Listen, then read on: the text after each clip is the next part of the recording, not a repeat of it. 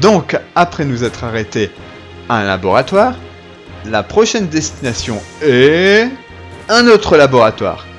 Je commence à me demander si en fait on fait pas une sorte de série de stages professionnels, une sorte de plan machiavélique mis en place par l'école pour remplacer les cours pendant qu'elle est en réparation et sucrer nos vacances obtenues à la sueur du front.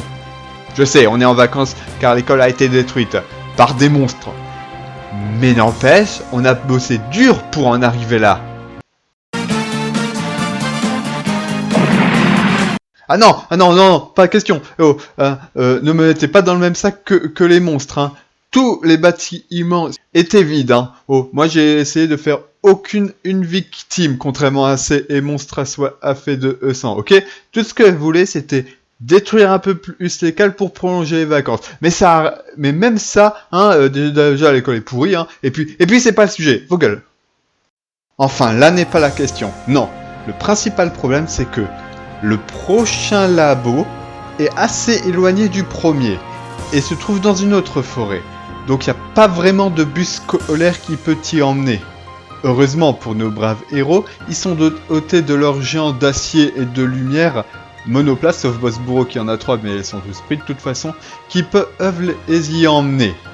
Ce qui fait que moi, je n'ai pas de moyen de transport. Je dois me démerder à pied pour passer à travers 2 putains de forêts parce qu'il faut quand même que je sorte de la première avant de rentrer dans la seconde. Et je suis juste le putain de tacticien, celui qui prépare les plans de bataille. Et à tous les coups, je vais arriver là-bas quand tout sera déjà fini. Hein ?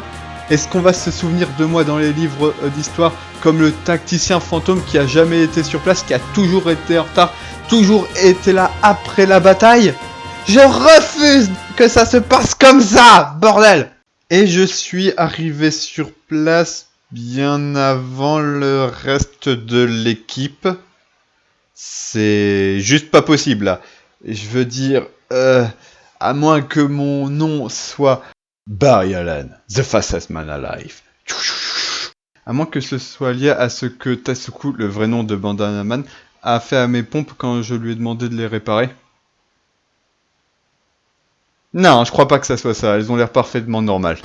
Une fois sur place, j'ai très vite constaté que ce labo aussi était sous attaque de monstres, plus précisément de ptérochauves-souris. Je sais, l'évolution c'est beau. Et était défendu par 3 suppositoires volants de couleurs variées. Mais pas autant que la science. Enfin, étant donné que j'ai été sur place et que je suis un incroyable tacticien et sûrement la pièce la plus vitale à tout combat, j'ai décidé de prendre en main les opérations et de guider les pilotes des suppositoires à la victoire. Puis, après que l'on se soit débarrassé de ces 3 monstres, d'autres ennemis sont arrivés. Devant ce nombre incroyablement élevé qui est le même que celui qu'ils ont dégommé en premier, les pilotes des suppositoires décidèrent de combiner leurs machines.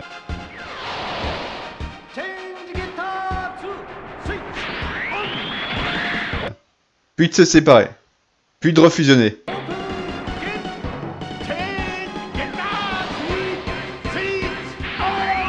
Puis de se re-séparer, puis de re-refusionner.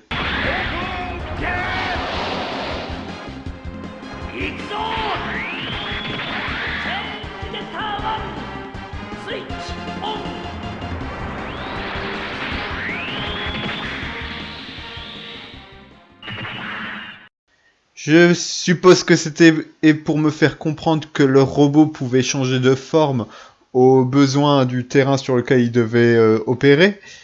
Mais vu le temps que ça leur a pris à faire, et qui faisait vachement trop d'acrobatie, et qui gueulait et ce qu'ils faisaient, je suis surpris que les ennemis en auraient pas profité pour aller au labo et le détruire, parce que là, ils auraient eu tout le temps du monde.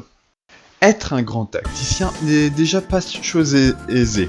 Mais si tu veux en plus être un tacticien légendaire dont on parlera encore longtemps dans les livres d'histoire, c'est encore plus compliqué. Car par définition, tu es en retrait, tu ne te bats pas, enfin certains tacticiens pouvaient se battre, mais tu ne te bats pas, tu es un homme de l'ombre. C'est pour ça qu'un tacticien se doit de relever des défis, de se surpasser, de bien faire comprendre qu'il était là, que ce qu'ils ont accompli, les héros, ce n'était pas juste parce qu'ils étaient les plus forts, mais parce qu'il y avait quelqu'un pour les guider. Et aussi, t'as des bonus en général, genre un peu plus de pognon ou des trucs dans le genre, c'est cool. Bon, après, on est en droit de se poser la question, mais qui est-ce qui t'impose ces défis pour rester dans la légende? C'est très simple, c'est Dieu directement qui communique avec toi et qui t'impose ces défis. Et donc, le premier défi que j'ai à relever, c'est utiliser la forme optimale contre chaque ennemi. Le Guetteur 1, le robot rouge, qui ressemble à un sorte de martien foireux, et le combattant aérien, donc il se chargera du RH of Sorry.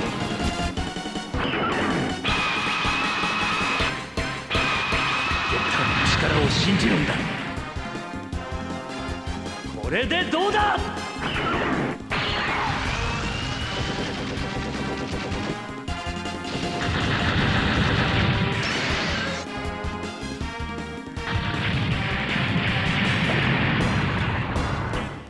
Suppositoire le plus douloureux du monde, le Guetteur 2, lui, se battra contre les ennemis au sol. Donc il affrontera le Triceratops Dumborose. Qui est peut-être juste là parce qu'on fait tous un coma éthylique, je sais pas.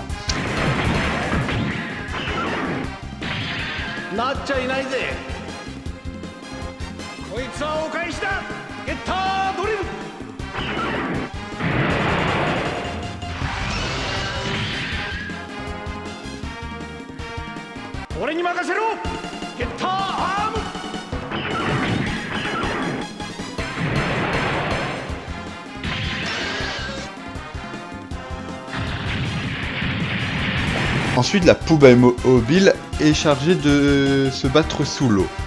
Donc, il affrontera le Diplodocus siamois cyborg.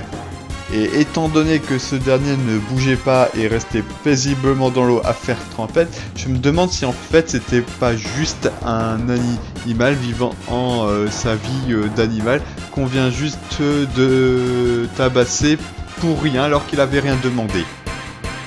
Désolé.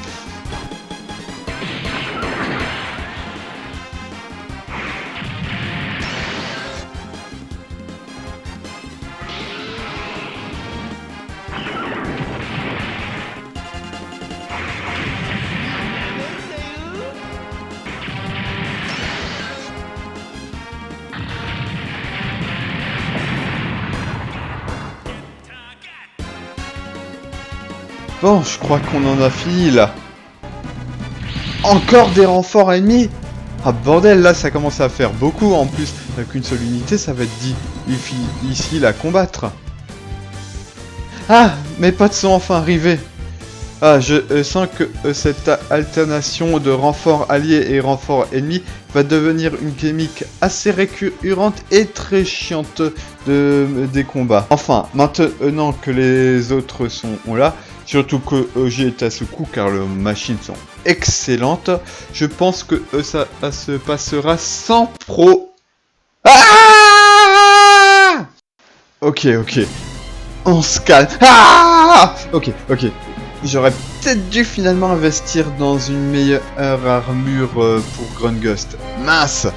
Ah, vu les dégâts qu'il s'est pris en une seule attaque par un seul ennemi, s'il s'acharne sur lui, il risque de se faire exploser. Ah, et Tasuko est à l'intérieur. Merde.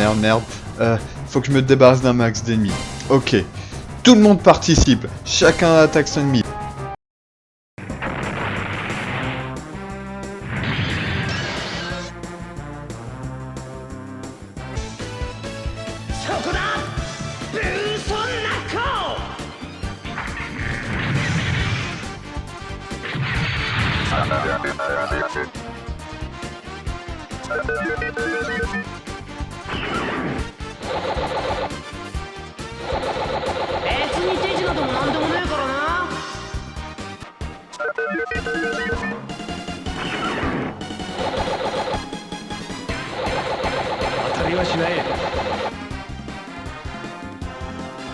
今度はこっちの番だ。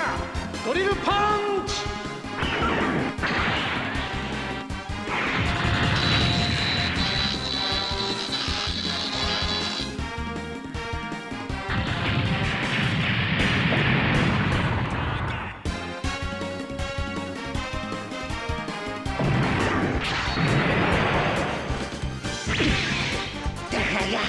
まだ俺の方が一枚上手のようだな。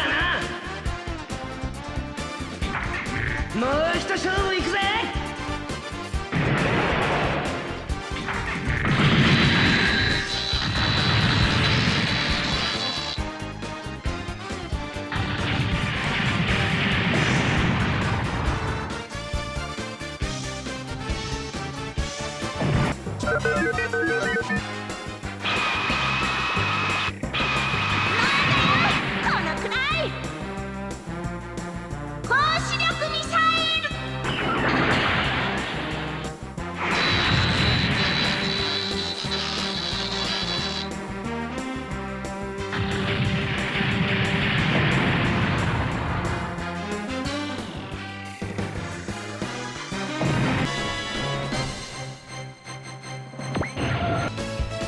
必殺マキシブラスター。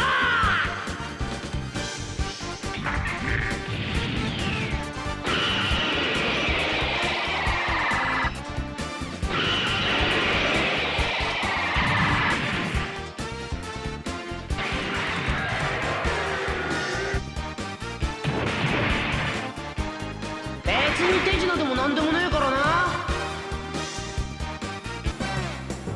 ちょこまかすんじゃねえ。ブレストファイヤー。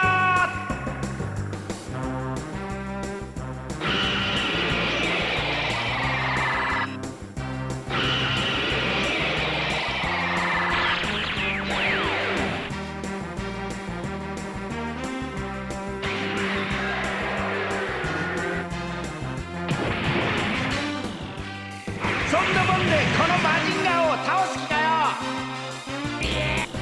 Bosboro, même toi. Vas-y, go. Mets tout ce que tu as dans cette attaque. Putain, t'es inutile. Bon, dans ce cas, utilise ton attaque ultime. Autodestruction. Ok, parfait. Bon, de toute façon, c'est pas une très grande perte. Le reste donc va utiliser leur magie maintenant qu'il reste plus que le gros monstre et le tabasser. こいつでとどめだ。ブレストファイヤー。